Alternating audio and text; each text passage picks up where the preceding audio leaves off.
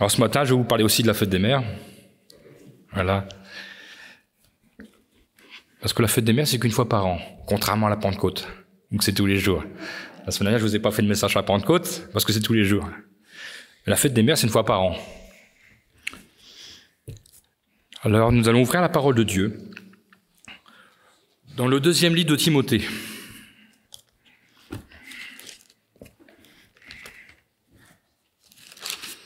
Et nous lirons au chapitre 1, versets 3 à 5, et ensuite nous irons dans la 2e épître de Jean. Donc nous ferons deux lectures consécutives. 2 Timothée, chapitre 1, et versets 3 à 5. Je rends grâce à Dieu que mes ancêtres ont servi et que je sers avec une conscience pure de ce que nuit et jour je me souviens continuellement de toi dans mes prières. L'apôtre Paul s'adresse à Timothée ici. Me rappelant tes larmes et désirant te voir afin d'être rempli de joie, gardant le souvenir de la foi sincère qui est en toi, qui habita d'abord dans ton aïeul Loïs et dans ta mère Eunice, et qui, j'en suis persuadé, habite aussi en toi. Amen. Et nous lisons dans la 2e épître de Jean. Alors je vous dis chapitre 1, mais il n'y a qu'un chapitre. Versets 1 à 6. L'Ancien à Kyria l'élu, et à ses enfants que j'aime dans la vérité. Et ce n'est pas moi seul qui les aime, mais aussi tous ceux qui ont connu la vérité. À cause de la vérité qui demeure en nous et qui sera avec nous pour l'éternité. Que la grâce, la miséricorde et la paix soient avec vous de la part de Dieu le Père et de la part de Jésus-Christ, le Fils du Père, dans la vérité et dans la charité. Au verset 4, j'étais fort réjoui. Là, c'est l'apôtre Jean qui parle. J'étais fort réjoui de trouver de tes enfants, en parlant en Kyria, qui marchent dans la vérité, selon le commandement que nous avons reçu du Père. Et maintenant, ce que je te demande, Kyria, non comme te prescrivant un commandement nouveau, mais celui que nous avons eu dès le commencement, c'est que nous nous aimions les uns les autres. Amen. Ah, j'avais dit le verset 6, je continue. Et l'amour consiste à marcher selon ses commandements. C'est là le commandement dans lequel vous devez marcher comme vous l'avez appris dès le commencement. Amen. Ces deux passages que nous avons lus, l'apôtre Paul et l'apôtre Jean, mettent à l'honneur des mamans, et je dirais, et une grand-mère. Aujourd'hui, c'est la fête des mères, et j'aimerais ce matin donc parler de ce rôle des mamans. Dieu n'a pas mis les mamans de côté, comme Dieu n'a pas mis les femmes de côté. Dieu a un rôle pour chacun. Notre Dieu est un Dieu d'ordre. Et il n'a pas donné non plus aux mamans un rôle minimatif. Et je dirais qu'il a donné un rôle de la plus haute importance. Une grande responsabilité devant Dieu. Élever les enfants. C'est un métier qui n'est pas reconnu. Et pourtant, un métier difficile. La parole de Dieu n'a pas mis les mamans de côté, mais nous voyons au contraire dans l'éducation de leurs enfants, que ce soit primaire ou spirituel, que ce soit l'enseignement de base ou spirituel, le rôle de la maman est primordial. L'apôtre Paul rappellera à Timothée qui est le fruit, Timothée, est le fruit de la bonne éducation de sa mère Eunice, mais aussi de sa grand-mère Loïs. Pas simplement une éducation intellectuelle, mais surtout une éducation spirituelle. Timothée a su garder de sa mère et de sa grand-mère. Cette foi que lui a été transmise, il a été influencé par la vie de sa maman et par la vie de sa grand-mère. Et je pense que la maman de Timothée a aussi été influencée par la vie de sa maman. La foi s'est transmise de génération en génération. Pas une foi théorique, mais une foi pratique.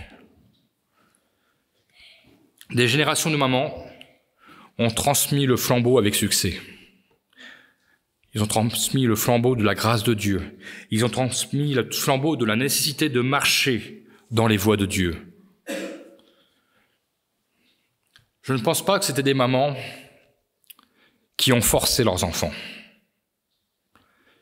qui ont fait du bourrage de crâne, qu'on en pourrait parler aujourd'hui. Mais je pense que c'était des mamans remplies d'amour, de sagesse, parce qu'elles venaient de Dieu, parce que l'amour vient de Dieu. Vous savez, parfois, ça ne sert à rien de brusquer si c'est pour faire pire. Il faut demander l'aide de Dieu. Je ne pense pas qu'ils ont voulu faire une discipline spirituelle. Vous savez qu'on pourrait dire religieuse. Mais je crois que ce sont surtout leurs relations avec Dieu, leur vie avec Dieu qui ont marqué Timothée dès sa la plus tendre enfance. Vous me direz, on ne parle pas du papa de Timothée. N'avait-il pas un rôle à jouer dans l'éducation de son fils Timothée? Alors oui, nous avons un détail du papa de Timothée dans la Bible. Dans Actes chapitre 16, versets 2 à 3. Et voici, il y avait un disciple nommé Timothée, fils d'une femme juive fidèle et d'un père grec. Le papa de Timothée était grec. Les frères de Lys et d'Icône rendaient de lui un bon témoignage en parlant de Timothée. Paul voulut l'emmener avec lui, toujours Timothée, et l'ayant pris, il le circoncis, à cause des Juifs qui étaient dans ce lieu-là, car tous savaient que son père était grec. Donc nous voyons que la tâche de la maman n'était pas simple. Il y avait déjà une opposition. Il nous est dit qu'elle a été fidèle. Mais on peut supposer qu'il y avait du combat dans la maison. Rien que le fait que déjà ils n'ont pas voulu le circoncire pour pas froisser le papa. Mais évidemment, dans la religion juive, à l'époque, il fallait faire la circoncision. Tous les enfants étaient circoncis. Et Paul a voulu le circoncire lui-même pour l'emmener avec lui dans le service de Dieu. Bon, rassurez-vous, aujourd'hui, on ne le fait plus. Mais nous voyons quand même le combat qu'il pouvait y avoir dans la maison. Et certainement que papa ne croyait pas en Dieu. Mais Eunice a su marquer par sa vie le cœur du jeune Timothée. L'apôtre Paul le rappellera encore dans 2 Timothée, chapitre 3, versets 14 et 15. « Toi demeure dans les choses que tu as apprises. » Il s'adresse toujours à Timothée. « Et reconnues certaines, sachant de qui tu les as apprises. Dès ton enfance, tu connais les saintes lettres, qui peuvent te rendre sage à salut par la foi en Jésus-Christ. » Timothée est devenu donc un serviteur de Dieu, remarquable parce qu'il a reçu une bonne base spirituelle. Sa maman l'a éduqué selon le cœur de Dieu, dans les saintes lettres. Il est bon d'écouter ses parents. Mais nous voyons dans la vie, donc, de Eunice, l'exemple de piété. Dans la vie de Louise, sa grand-mère, l'exemple de piété était devenu pour Timothée une référence. Je ne pense pas que Timothée a fait des efforts, mais il a simplement suivi le modèle de sa mère et de sa grand-mère. Il a vu en sa mère et sa grand-mère une assurance d'une vie accomplie. Il avait eu devant ses yeux des modèles exemplaires. Il avait certainement vu le bonheur que procurait la vie avec Dieu. Et je voudrais ce matin encourager maman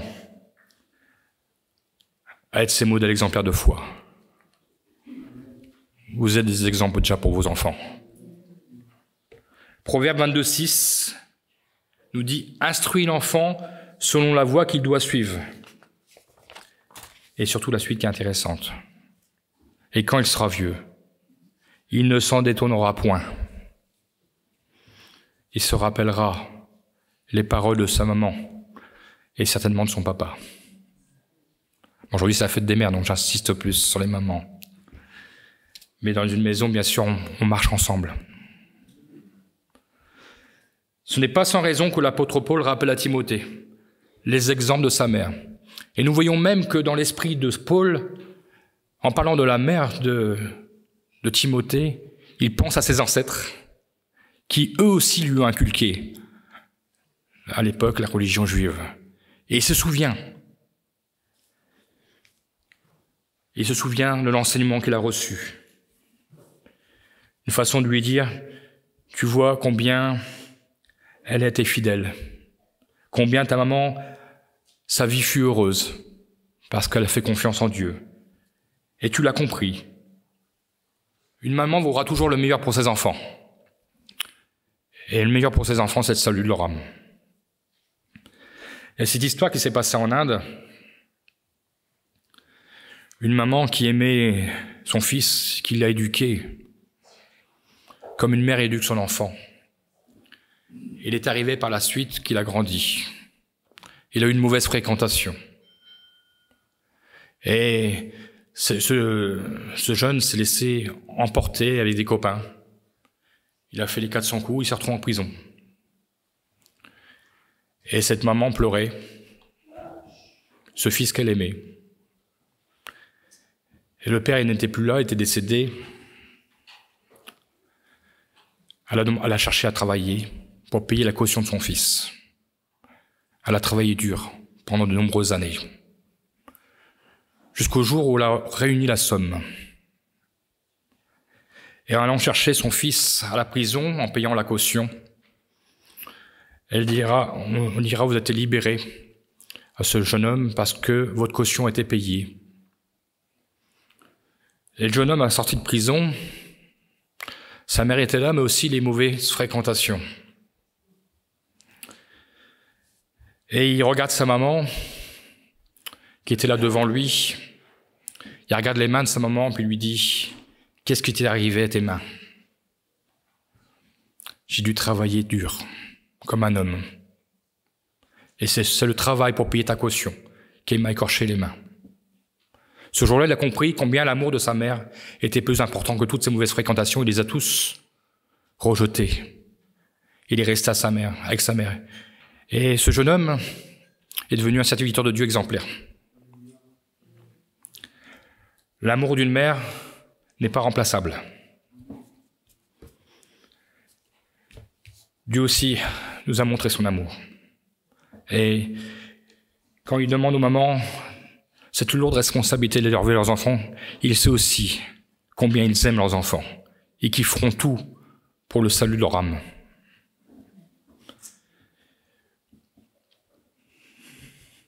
Une maman prendra soin de veiller sur son enfant pour qu'il ne manque de rien. Elle l'encouragera dans son apprentissage de la vie à l'école. Elle surveillera ses fréquentations. Si on surveille les fréquentations, c'est pour votre bien. Une maman portera toujours ce fardeau, à savoir que son enfant a tout ce qu'il faut pour avancer dans la vie. Mais Dieu donnera aux mamans cette assurance que l'enfant doit recevoir un enseignement biblique. Et Dieu aidera la maman à le faire. Dieu ne laissera jamais une maman se débrouiller toute seule. Il sera toujours à ses côtés pour l'élever dans la voie de Dieu.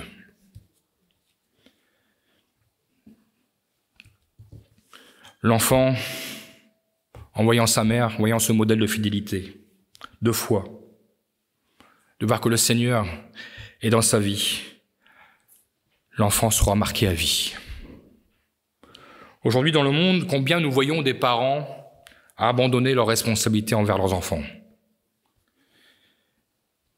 Et nous vous en voyons rapidement les conséquences. Car ces enfants n'ont pas de repère.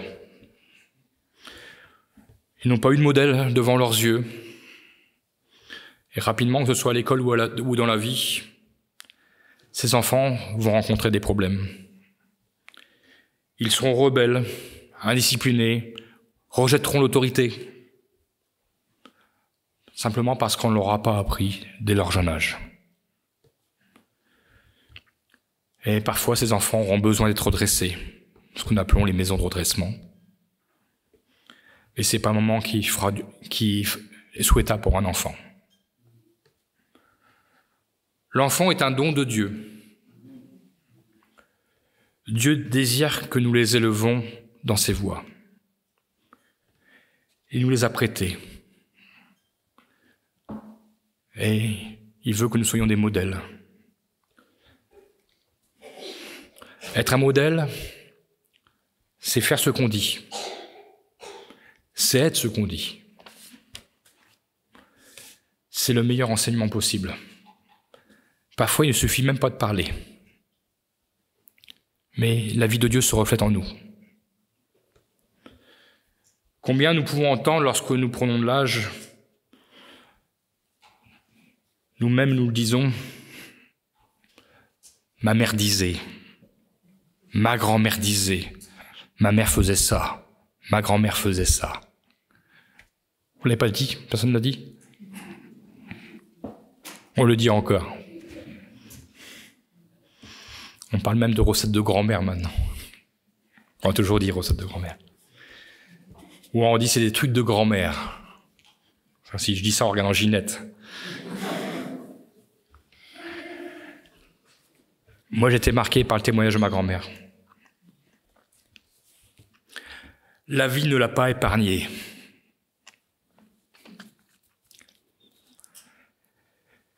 Elle a dû s'occuper, dès que mon grand-père a eu l'âge de 50 ans, qu'il est devenu tétraplégique, perdu la parole et paralysé des deux côtés. Elle a dû s'occuper de lui jour et nuit. Mon grand-père a vécu plus de 80 ans. Donc vous voyez déjà le temps qu'elle s'en occupait.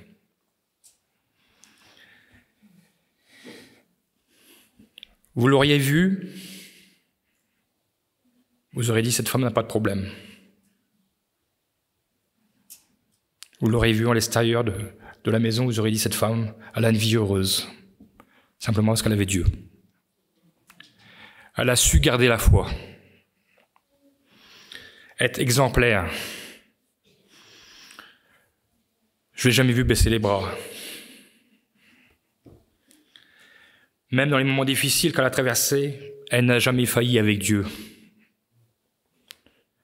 Jusqu'au bout, elle a été fidèle. Et jusqu'au bout, elle nous a encouragés à demeurer fidèles. On a été imprégnés de sa vie. Le jour de son inhumation,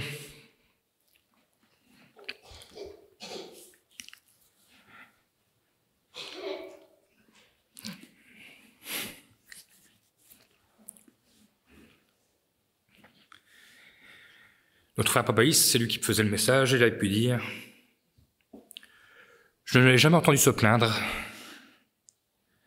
et pourtant elle aurait pu le faire. On l'aurait comprise. Je l'ai toujours vue souriante dans toutes les circonstances de sa vie où j'ai pu la visiter. Elle n'avait pas seulement marqué la vie de sa famille, mais elle avait marqué la vie de son Église. C'était un modèle. Comme j'ai pu être impacté par la vie de mes parents. Nous étions 5 enfants à la maison. Ce n'était certainement pas facile tous les jours. Mais je vais vous dire une chose, je ne me rendais pas compte. Parce que mes parents faisaient comme si tout allait bien. Des années plus tard, je comprends que c'est dur. Ça a dû être dur. Et nous n'avons jamais manqué de rien. Ma mère ne travaillait pas, mon père était pasteur. Mais ce n'était pas les mêmes ressources qu'aujourd'hui. Il fallait marcher par la foi. Nous avions tous, les 5 enfants, nos caractères. Et je n'étais pas le plus facile. Ils nous ont habitués à mettre Dieu en priorité. Car eux le faisaient. Assister à toutes les réunions. Ce n'était même pas une contrainte pour nous, c'était naturel. Parce que nous aimions aller à l'église. C'était notre vie. Et je dirais, nous ne pouvions pas vivre autrement. Et aujourd'hui, nous ne pouvons pas vivre autrement.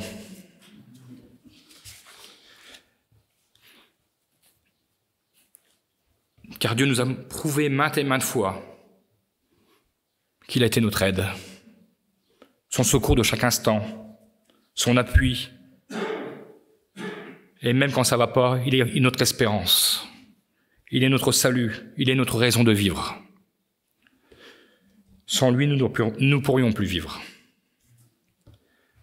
Car nous avons été enseignés, instruits dans les Saintes Écritures.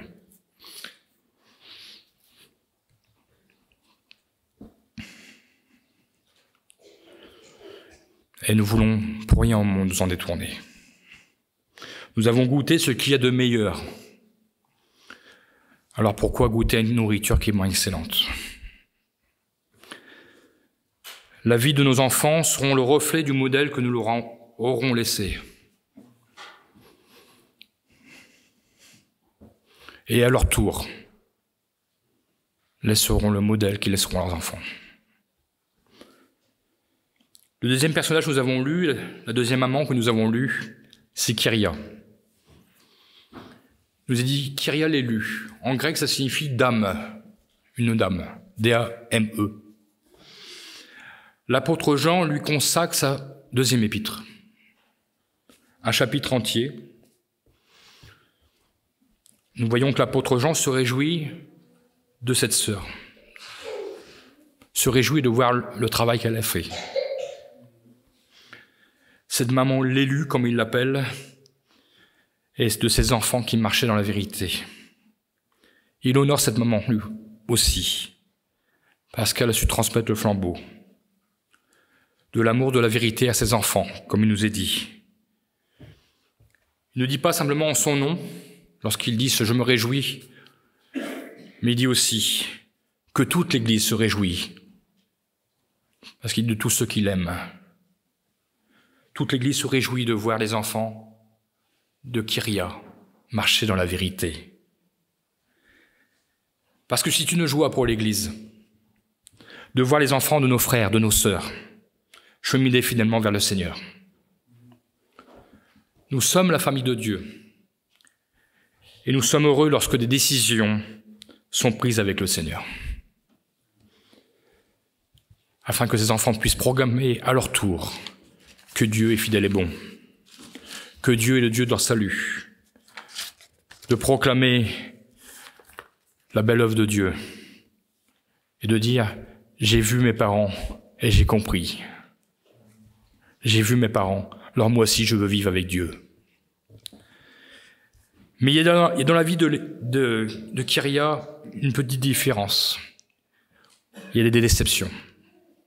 Pourquoi je dis cela? Au verset 4, il y a un petit mot de 2 lettres qui fait toute la différence. J'étais fort réjoui de trouver 2 tes enfants qui marchent dans la vérité. Ce petit mot montre qu'il n'y a pas pleine réussite, le mot 2. Il ne dit pas tous tes enfants, mais 2 tes enfants. Cela laisse entendre que certains de ces enfants ne sont pas au Seigneur. Mais attention, cela ne veut pas dire que Kyria n'a pas accompli sa mission, son devoir envers ses enfants. Malheureusement, il arrive que sur plusieurs enfants, ayant reçu la même éducation spirituelle, certains sont plus rebelles que d'autres. Parce que il y a les parents, mais aussi un qui fait du sapage, comme on dit, le prince de ce monde. Il fera tout pour détourner vos enfants. Mais ce qu'ils ont reçu, ils l'ont reçu.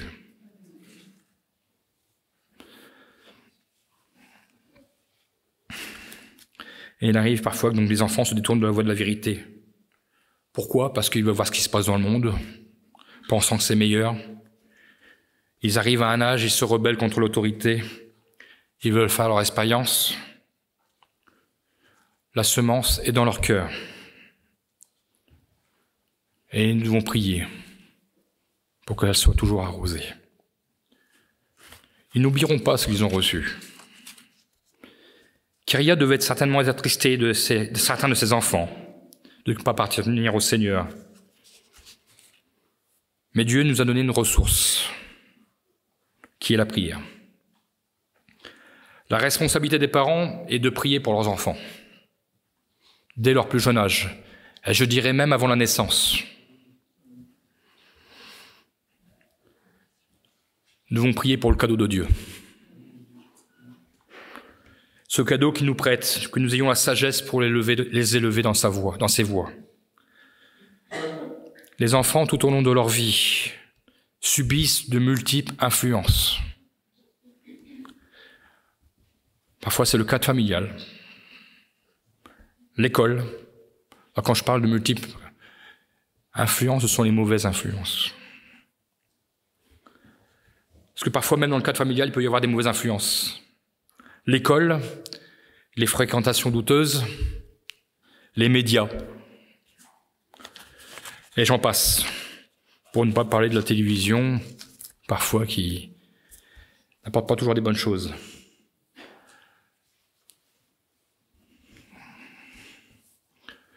Il y a de bonnes influences, mais le prince de ce monde, rassurez-vous, ne restera pas sans rien faire. Et c'est pour ça que nous devons redoubler dans la prière. Il cherchera par tout moyen à influencer nos enfants, afin de les détourner de la vérité, de contrôler et de contredire l'influence des parents. Et c'est ainsi qu'il arrive parfois que les enfants s'éloignent de la vérité. Et ce que nous appelons le combat de la prière. C'est ainsi que nous devons implorer le secours de Dieu, afin que nos enfants s'affirment, affirment leurs valeurs, défendent la vérité. Il faut que nos enfants défendent la vérité. Il faut qu'ils défendent l'enseignement reçu des mamans, des papas. Ce combat, la maman, le papa, vont le mener du premier jour de la naissance pendant toute leur vie. Parce qu'on n'est pas maman jusqu'à 18 ans.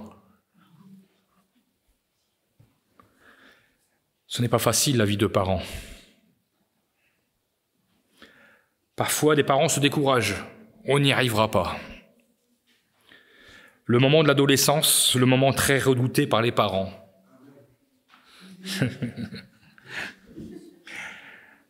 Le moment où l'enfant va chercher à prouver qu'il sait tout. Le moment où que les parents, il n'écoutera plus les conseils de ses parents. Le moment où il dira peut-être même « je suis né avant eux ». Et parfois, que faire, que dire pour les parents? On ne veut pas être trop laxiste. On ne veut pas être trop brutal. Et se retrouve sans solution. Mais il y a une solution. Il y a la prière. Que la prière traverse les cœurs des ados. Que l'œuvre de Dieu se fasse dans le cœur des ados. C'est une ressource efficace.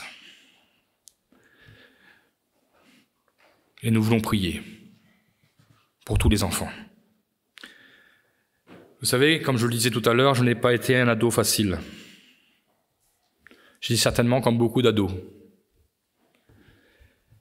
Comme je le disais, né avant ses parents, je savais toutes choses. Au collège, au lycée, quand mes parents étaient convoqués par le principal et par les professeurs, c'était pas pour les féliciter du modèle que j'étais.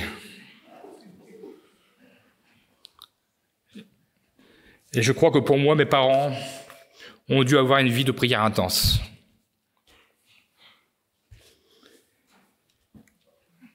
Certainement, peut-être même, ils se sont dit, avec lui, il ne va jamais se convertir. Jusqu'au jour où, vers mes 17 ans, lors d'une mission d'évangélisation, le message a percuté mon cœur. Ce fut radical. Dieu m'a montré ma vie de perdition. Il m'a montré mon état de pécheur. Il m'a montré que je n'étais pas dépendant de la foi de mes parents, que le salut était personnel, que ce n'est pas mes parents par leur vie qui me sauvaient. Mais c'est comme moi que je devais faire une expérience avec le Seigneur. Les parents ne sauvent pas leurs enfants. Ils les enseignent, ils les amènent à prendre une décision pour leur salut. Et là, ce n'étaient plus mes parents qui me redressaient. Mais c'était mon Père Céleste qui avait pris les choses en main. Et là, vous ne pouvez plus discuter. L'autorité de Dieu dans votre vie change tout. Je n'ai pas attendu longtemps pour leur dire. Rentré à la maison après la réunion, j'aurais dit mon désir de prendre le baptême. D'un seul coup, j'avais peur. J'avais peur de me perdre. Et ma mère de dire, tu sais, on a prié pour toi. Et je voudrais encourager les mamans, les papas. Vous n'êtes pas seuls dans le combat de la prière pour vos enfants. L'Église est aussi dans ce combat. Nous portons vos enfants dans la prière. L'enfant a besoin d'être sauvé. C'est de sa décision que défendra son salut. Nous prions pour que ce qu'il entend, il le pratique. Il le mette en pratique. Et au sein de l'Église, vous, parents, vous avez notre ressource. Vous avez l'école du dimanche, ou le J pour les plus modernes. Moi, j'aime bien dire l'école du dimanche. Quand vous confiez vos enfants aux monitrices, croyez qu'ils vont recevoir de la nourriture saine et solide, et qu'ils vont croître spirituellement. Ils sont enseignés dans la vérité, et je dirais dans l'amour. Et croyez-le, les monitrices sont à l'écoute de vos enfants. Parfois, il est plus facile à un enfant de se confier à sa monitrice qu'à ses parents. Je parle de l'école du dimanche, je parlais de la colo. C'est identique. Et combien les enfants parfois ont plus de facilité à s'exprimer. Parfois, il y a des mal-être qu'on ne voit pas, que les parents ne voient pas. Et les monitrices sont là pour accompagner aussi les mamans, pour les soutenir. Et je dirais aussi une chose, ce n'est pas parce que vous confiez vos enfants aux monitrices que vous n'avez plus rien à faire. Vous devez appuyer ce que les monitrices disent. Ils vont donner à vos enfants un éveil spirituel.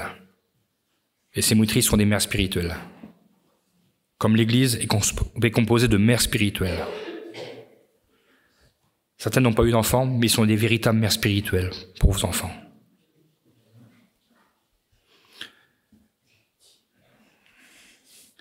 Et je sais aussi que lorsque vous confiez vos enfants aux monitrices, les monitrices prient pour vos enfants.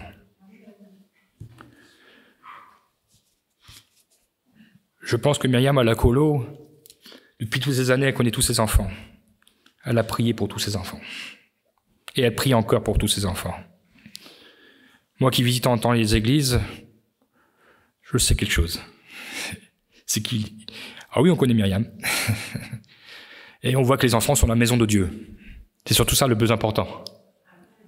Et nous voyons combien sont passés par la colo. Et combien se sont donnés au Seigneur. Et combien sont devenus des serviteurs de Dieu. Peut-être des cas désespérés. Et pourtant Dieu a fait grâce. Mais il a fallu de l'amour, de la patience à ses animateurs, à ses monitrices, ses moniteurs, pour accompagner les enfants. Pas toujours facile, mais Dieu leur vient en aide.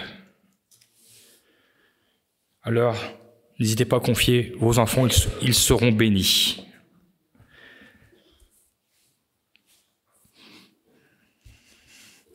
Alors, l'Église, comme je le disais, n'est pas simplement constituée de parents, mais aussi de maman et de papa spirituels. C'est-à-dire qu'ils ont aussi la responsabilité de conseiller vos enfants. Pas n'importe comment, sous le regard de Dieu. Tout ce qui se fait dans la maison de Dieu, Dieu le voit. Et nous ne le faisons pas n'importe comment non plus, nous le faisons avec l'appui de la parole de Dieu.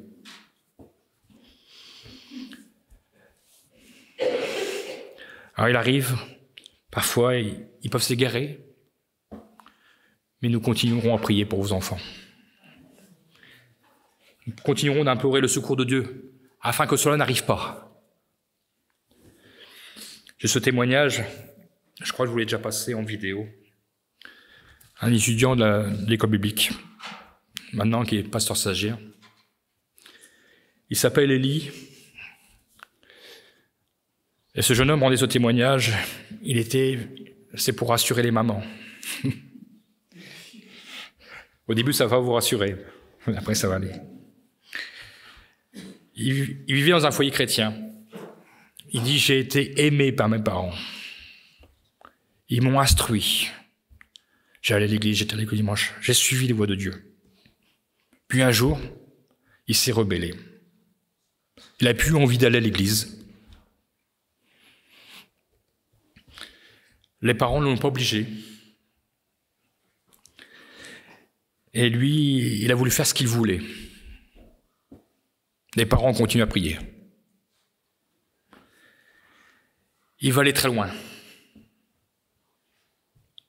Il va plonger dans la drogue. Il va plonger dans la musique métal. Et quand je dis métal, c'est hard metal. Il dira même qu'il était prostitué de la musique métal. Pour vous dire comment qu'il se voyait. Et il a voulu ainsi goûter à la vie du monde. Il a été jusqu'à l'extrême.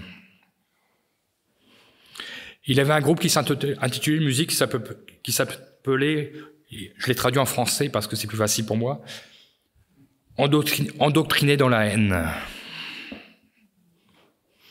Lui qui avait été baigné de l'amour de Dieu, l'amour de ses parents. Il a été très loin de Dieu, mais Dieu ne l'a pas oublié. Dieu s'est révélé à son cœur. Et un jour qu'il n'en pouvait plus, il a dit à ses parents, je vais aller avec vous à l'église. Quelle fut pas leur surprise. Et ce fut pour lui le début d'une nouvelle vie. Ses parents, dans ces moments difficiles, n'ont jamais relâché leur combat dans la prière. Ils ont fait confiance à Dieu. Vous savez, dans ces cas-là, parfois, on ne peut rien faire. Quand ils sont arrivés dans l'extrême, il n'y a que le secours de Dieu qui peut. Il n'y a que Dieu qui peut intervenir. Aujourd'hui, Élie est pasteur stagiaire. Et la première fois que je l'ai vu, j'ai eu l'occasion de le rencontrer l'année dernière, je me suis dit, il est un peu mou. Je vous dis, ça fait rire, mais... Parce que lui qui faisait de la métal, il est devenu tout simple. Mais en fait, il a été guéri du Seigneur. Il a été délivré du Seigneur. Et je vais vous dire, ce matin, j'écoutais encore, pour me rappeler bien les choses, ce témoignage qu'on trouve sur YouTube, d'ailleurs. Il dit, j'ai demandé au Seigneur de me guérir de la musique métal. Et le Seigneur m'a envoyé en mission au milieu des métals. Mais il a fallu que j'aille un temps pour me guérir. Aujourd'hui, il travaille aussi, lorsqu'il y a des rassemblements, il évangélise au milieu de ses missions. Mais il demande le secours de Dieu.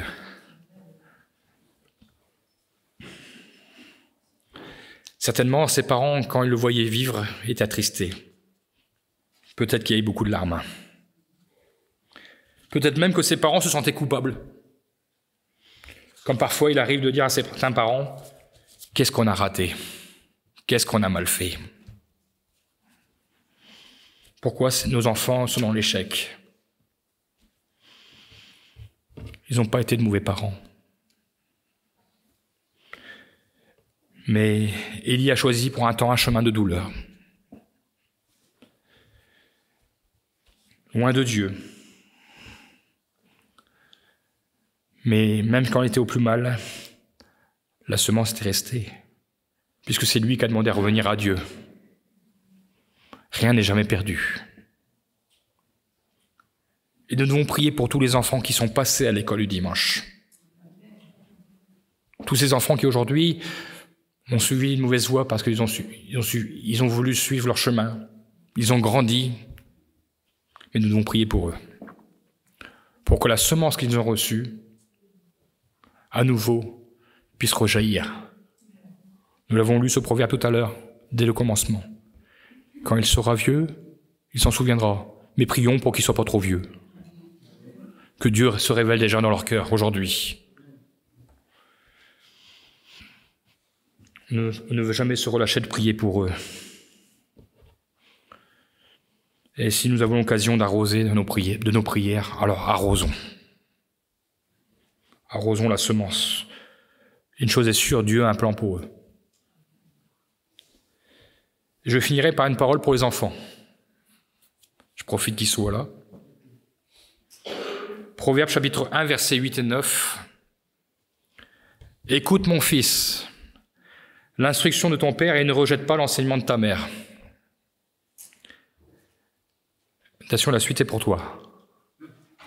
« Car c'est une couronne de grâce pour ta tête et une parure pour ton cou. » Qu'est-ce que cela signifie? Ce que tu reçois de tes parents est précieux. Ce que tu reçois de la parole de Dieu est précieux. La Bible parle de couronne, de parure. Notre Dieu est un Dieu qui a de véritables richesses pour toi.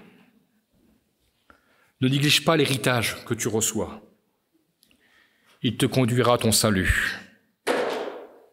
Dieu donne encore ce commandement dans Deutéronome chapitre 5, verset 16. « Honore ton père et ta mère. »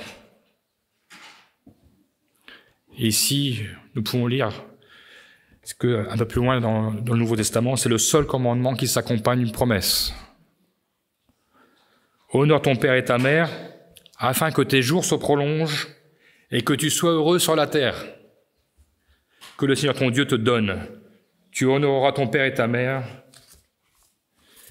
si tu écoutes les précieux conseils qu'il te donne de la part de Dieu. Et un jour, lorsque tu décideras de t'engager avec Dieu par les eaux du baptême, ce que nous souhaitons à tous les enfants, quand tu auras compris que l'exemple de tes parents, quand tu auras vu leur mise en pratique, et que tu auras compris enfin que le véritable bonheur se trouve en Dieu, alors tu offriras à ta mère, à ton père, le plus beau cadeau de fête des mères et de fête des pères. Tu réjouiras leur cœur, sois-en sûr. Tu réjouiras leur cœur, mais tu réjouiras aussi le cœur de Dieu. Que Dieu bénisse les familles. Gloire à Dieu pour les Eunice au milieu de nous. Gloire à Dieu pour les Loïs au milieu de nous. Gloire à Dieu pour les Kyria. Dieu ce matin veut les mettre à l'honneur. Alors soyez encouragés. Dieu est avec vous. Soyez courageuses. Vous avez une lourde responsabilité. Celui qui dit que les femmes dans la Bible n'ont pas de travail à faire, il se trompe. Si déjà chacun faisait ce que la parole de Dieu nous dit, nous serions plus que débordés. Alors, encourageons-nous les uns les autres. Portons-nous les uns les autres. Et si une maman est fatiguée, si une maman fléchit, soyons là pour dire, on est avec toi. Amen. Gloire à Dieu. Que Dieu bénisse. Amen. Merci Seigneur mon Dieu parce que tu es à l'œuvre encore aujourd'hui. Merci parce que par ta parole, tu honores les mamans. Seigneur mon Dieu, parce que nous voyons que tu mets pour ces mamans une lourde responsabilité d'élever, d'enseigner les enfants. Seigneur mon Dieu, tu les encourages, tu les fortifies.